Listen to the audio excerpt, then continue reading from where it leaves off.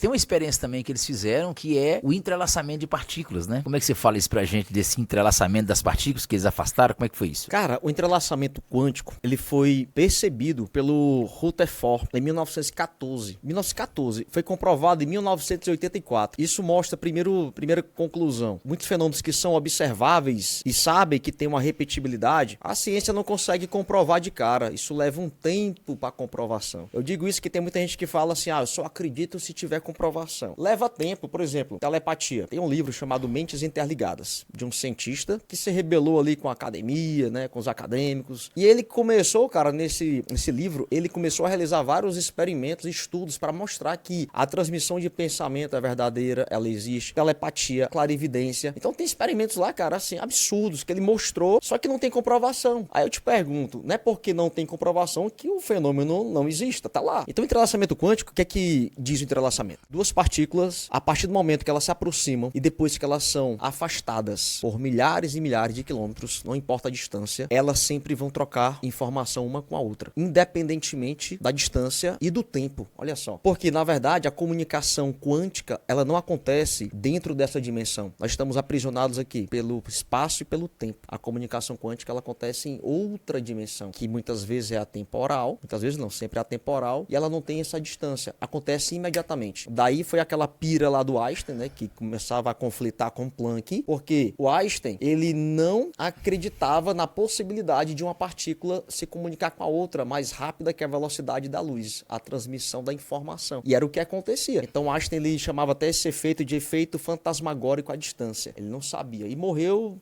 não se abrindo, né, não deu tempo dele se aprofundar. Mas o fato é que o entrelaçamento hoje é usado na computação quântica, é usado inclusive em algumas tecnologias. E o barato, cara, do entrelaçamento quântico, e aí entra um pouco dos meus estudos, é que existem comprovações de que o entrelaçamento acontece entre pessoas. Tipo, se você pensa na sua mãe, ou no seu pai, ou na sua esposa, muito provavelmente ela vai pensar em você, mesmo de forma inconsciente. É estabelecido um campo de energia entre essas duas pessoas. Eu fiz um experimento agora, cara, tava num evento lá, numa praia do Ceará, e aí eu pedi para um voluntário, fiz a medição dele com a biorressonância, medi lá, né, como é que tava o alinhamento de chakras, a energia do momento, os bloqueios. Esse participante saiu, todos nós ficamos intencionando para ele paz, amor, aplicamos ali umas terapias, pensando naquele voluntário. Depois de 10 minutos ele entra, eu faço uma nova análise. Cara, mudou completamente. A energia se potencializou, alinhamento dos centros energéticos, desbloqueou várias emoções que tinha lá, né, sobre estresse, diminuiu. Porque, como nós já estávamos entrelaçados com aquela pessoa, ela saiu, nós enviamos informação para ela. Então, o entrelaçamento quântico, tem outro experimento também, que foi, isso aí tá no livro Mentes Interligadas. Pegaram 2 voluntários que nunca se conheceram, colocaram para conversar durante 5 minutos. Um desses voluntários foi para um ambiente, dentro de uma gaiola de Faraday, que era protegida eletromagneticamente, ou seja, não entrava nenhuma interferência eletromagnética. E o outro foi para um outro ambiente, que tinha uma distância de uns 20 quilômetros. Nesse primeiro voluntário, colocou-se os eletrodos, fizeram um eletroencefalograma e geravam pulsos de luz. Quando você gera um pulso de luz, ocasiona uma das ondas cerebrais, ela dá picos. Isso, inclusive, é usado no exame, né, no ECG. E aí, o que acontece? Esse outro voluntário estavam apenas observando o que acontecia no cérebro dele. Todas as vezes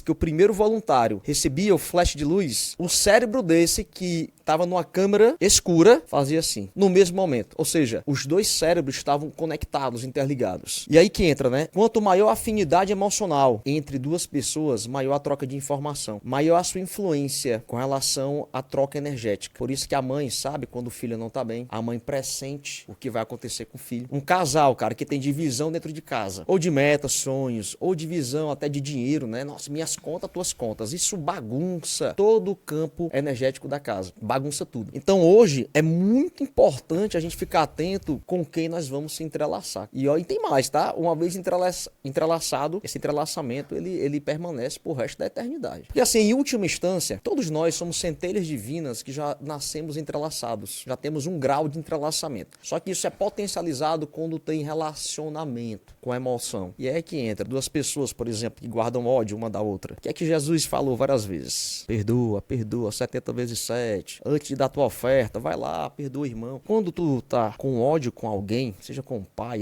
piora. Quando é ente familiar, meu amigo, piora 1000 vezes. Vocês estão conectados numa frequência muito baixa, ou seja, o canal foi estabelecido, ou seja, tudo de ruim que essa pessoa sente tá enviando pra você. É o pior entrelaçamento que tem. Agora, uma mãe com um filho que ama, que se relacionam bem, é um entrelaçamento muito bom, muito positivo. E a maior troca energética que pode acontecer entre duas pessoas é no ato sexual. E aí tem pessoas que não entendem isso, cara. Se relacionam com um com o outro. Cara, é uma conexão gigantesca. É como se tivesse um fio fino e um fio de uma bitola grande, assim, sabe? É algo sério, irmão, isso. É algo muito sério. E vou mais, ó, só pra complementar esse estudo. Sim. Quando você entra dentro de um condomínio, dentro de um bairro, dentro de um grupo, você começa a se entrelaçar com os grupos, com as pessoas daquele grupo. Mesmo que você não converse nada com elas. Isso foi comprovado, tem até um livro chamado O Poder das Conexões, de 2 cientistas da Universidade da Pensilvânia. Eles provaram, cara, que quando a pessoa ela entra num grupo de pessoas que estão, por exemplo, acima do peso, essa pessoa tende a aumentar o peso dela. Se ela se conecta com pessoas que estão muito depressivas, aumenta-se os dias de depressão no ano dela. Isso foi registrado, foi comprovado. Ou seja, nós temos que estar muito atentos, Ricardo, a exatamente